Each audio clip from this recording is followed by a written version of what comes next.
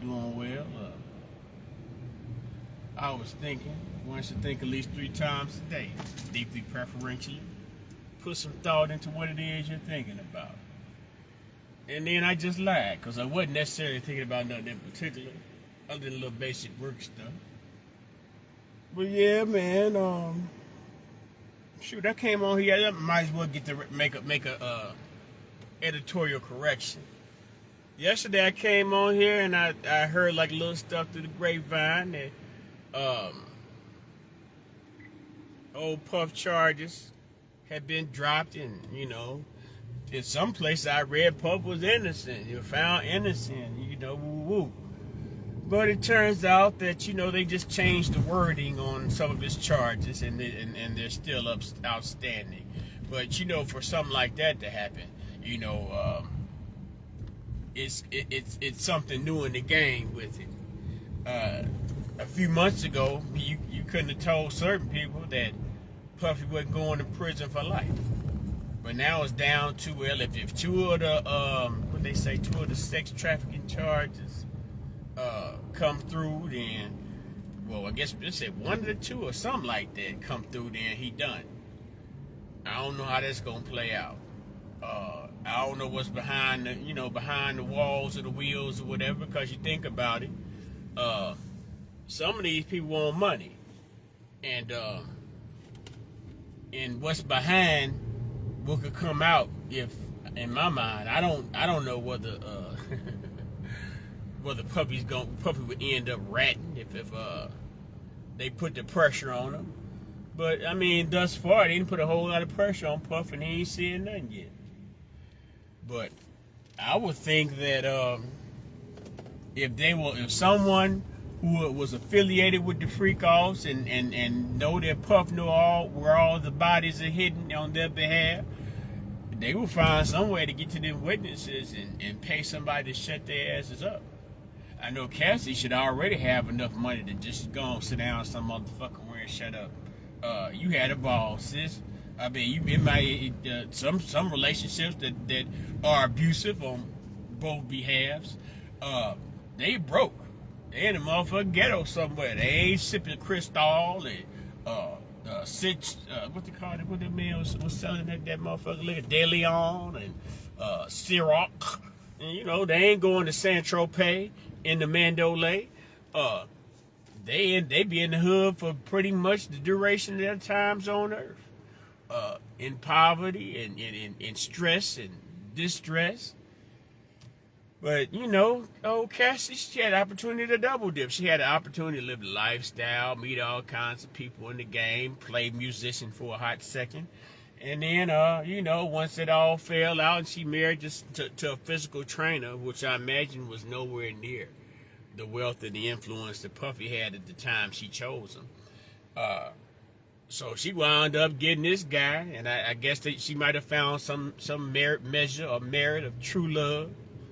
In my mind, oh boy, no matter what the little story he'd heard in the courtroom, he still to find him a honey pot, because I don't know how that works out, whether if they happen to divorce or whatever. Nah, I wouldn't see it.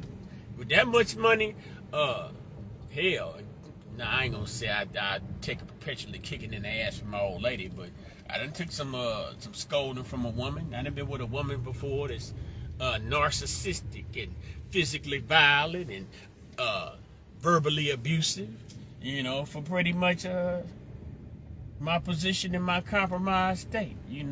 I just came to, well, I ain't gonna get to, if I give too many details, I'll be telling who it is. But I digress, man. Puffy, man, all these days and months, and I guess at this point years, people was like wondering, well, shoot, they finally got Puff. We knew he was gonna get Puff. And then it's like some of the things that you thought that if they were going to do a federal situation on the like, say for example, he had something to do with Biggie, he had something to do with Pac. Ain't none of that shit that really came up. What happened to old boy that was always going on the podcast telling all the news and information that happened around that time. They gave him a federal immunity. They messed around. No, I think they gave him state's immunity or something to where he couldn't be prosecuted for his alleged involvement in the assassination of Tupac Shakur. He kept on going on podcasts, and they fucking snagged his ass, and he been in prison for a particular amount of time. And you know, we ain't heard nothing from him, nor have we heard anything about the case. I don't know, maybe I don't know. But another interesting thing about it, you know how Mase and Cameron, they got the show, and you know Mase, once upon a time, he was a bad boy artist. He was a flagship bad boy artist. He's like the star bad boy before Biggie was the star bad boy. I know that he had said like a few months ago that he gonna be releasing the album when the trial starts or something like that. I ain't heard that Mase album yet. I don't know if it, you know. I don't know what's the purpose of waiting for the trial for. You done waited for all. He didn't had his foot up your ass all these years, Mason. So what you know? Don't get on the podcast with Cameron and start getting gully. But yeah, man. I don't know what the deal is. I don't think Puff doing no life sentence. One of the content creators talking about saying those charge carries a maximum of 15 years, and if he gets booked for both those charges, he's gonna do 30 years.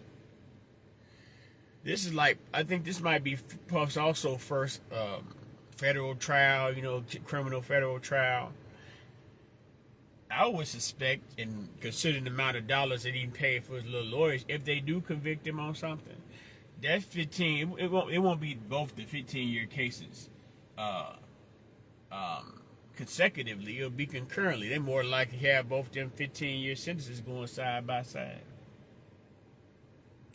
But I don't know, man. I just came on to really rap a little bit on my way home. I finally finished the work week, and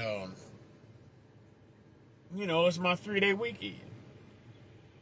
I could talk about some things, but don't nobody give a damn. Y'all on y'all way to work. I ain't gonna talk about my day at work or y'all on y'all way to work. But I don't know.